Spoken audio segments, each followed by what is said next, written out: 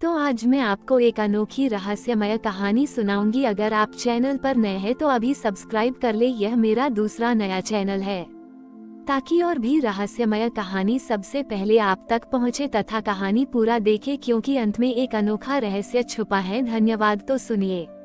विंध्याचल पर्वत की गोद में वृक्षग्राम नाम का एक गांव था जो अपने घने जंगलों और हरियाली के लिए प्रसिद्ध था।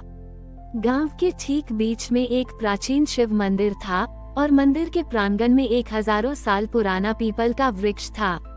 ये वृक्ष गांव के लिए जीवन का प्रतीक था, जिसकी घनी छाया में ग्रामीण आराम करते थे और जिसके नीचे बैठकर ऋषि मुनि साधना किया करते थे। इसे शिवजी का ही स्वरूप माना जाता था। परंतु पिछले कुछ दशकों से वृक्षग्राम में एक अजीब सा सूखापन आ गया था। ये सूखापन केवल धरती का नहीं बल्कि लोगों के हृदय का भी था। गांव के लोग अत्यधिक भौतिकवादी हो गए थे। वे पेड़ों को केवल लकड़ी और अपने फायदे के लिए देखते थे, उन्हें काटना शुरू कर दिया था। उनमें प्राकृतिक संसाधनों के प्रति सम्मान कम हो गया था और अपनी आवश्यकताओं के लिए वे प्रकृति का बेतहाशा दोहन कर रहे थे।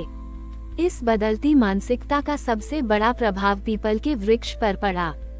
जो वृक्ष कभी हरा भरा और जीवंत था, वह अब मुरझाया हुआ और बेजान दिखने लगा था।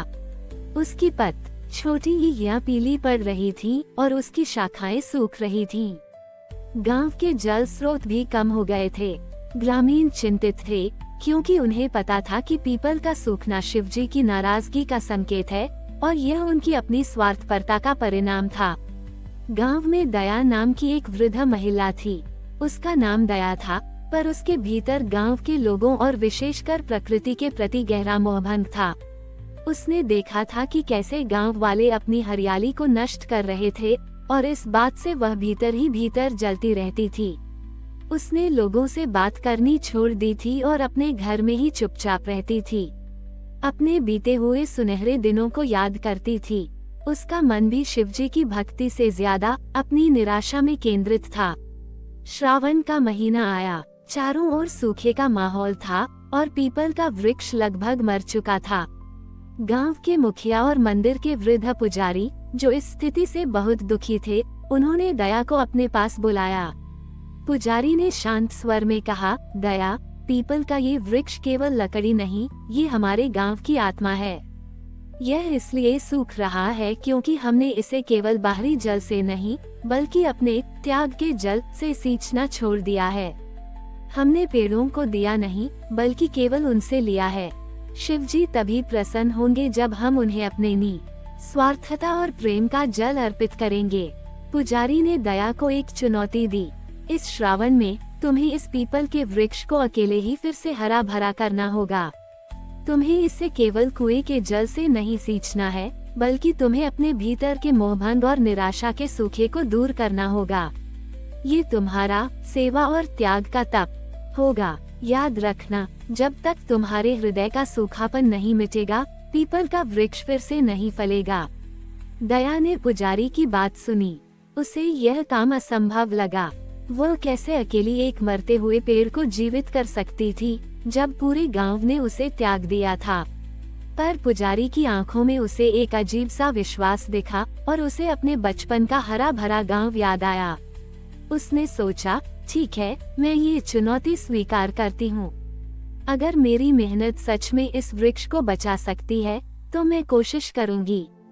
उसने चुनौती स्वीकार कर ली, पर अभी भी उसके मन में संदेह और निराशा की एक गहरी छाया थी।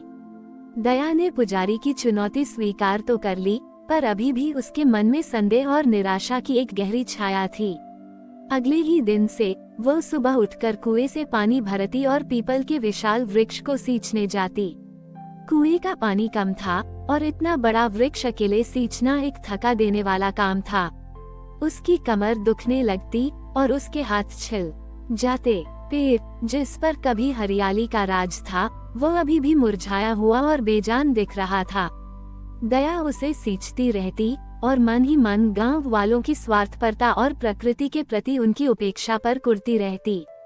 वह सोचती, ये सब व्यर्थ है, इन लोगों ने ही सब बर्बाद किया है।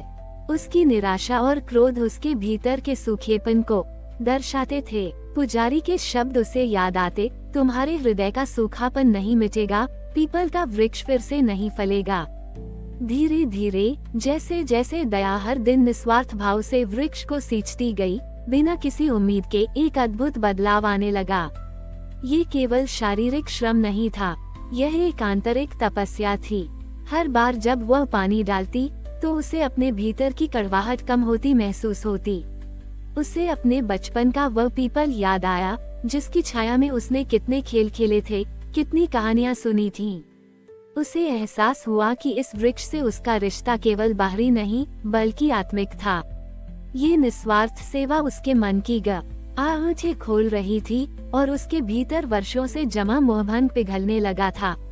उसे समझ आया कि वृक्ष को केवल जल नहीं बल्कि प्रेम और त्याग का जल चाहिए था।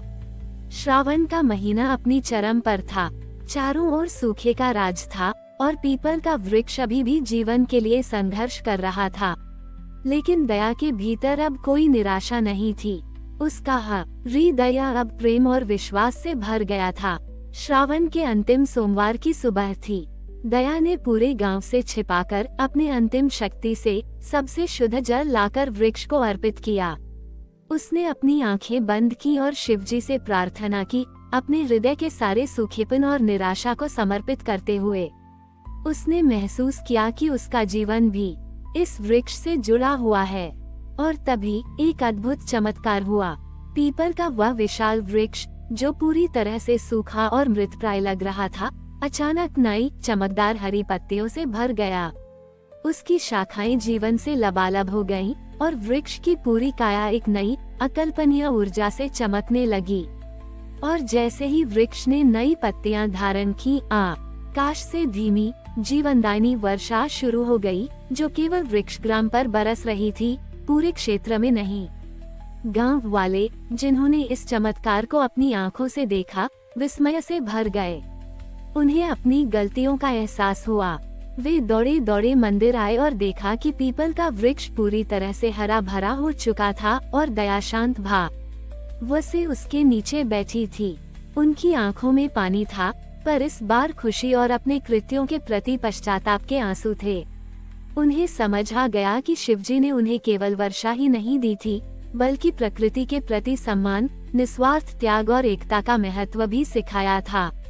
दया, जो कभी गांव में उपेक्षित थी, अब वृक्ष की रक्षक और गांव की सबसे सम्मानित हस्ती बन गई। उसने गांव वालों को प्रेरित किया कि वे फिर से प्रकृति का सम्मान करें, पेड़ों को अपना जीवन माने और निस्वार्थ सेवा के महत्व को समझें। वृक्ष ग्राम अब एक बार फिर अपनी हरियाली और खुशहाली के लिए जाना जाने लगा। श्रावण का वह महीना और दया का त्याग का तप वृक्ष ग्राम के लिए एक शाश्वत कहानी बन गई, जो ये सिखाती है कि सच्चा जीवन और आशीर्वाद केवल प्रकृति से लेने से नहीं, बल्कि उसे निस्वार्थ रूप से देने से मिलता है। और हृदय में जगाया गया प्रेम ही सबसे बड़ा जल है, जो सूखे को भी हरा भरा कर सकता है। हमारी और भी आध्यात्मिक एवं अनोखी कहानियाँ देखने के लिए हमारे चैनल पर जाएं तथा धार्मिक एवं पौराणिक अनोखी कहानियाँ हमारे चैनल पर है। कृपया जाके देखें तथा हमारे चैनल को सब्सक्राइब करके रखें और वीडियो लाइक जरूर करें। धन्यवाद।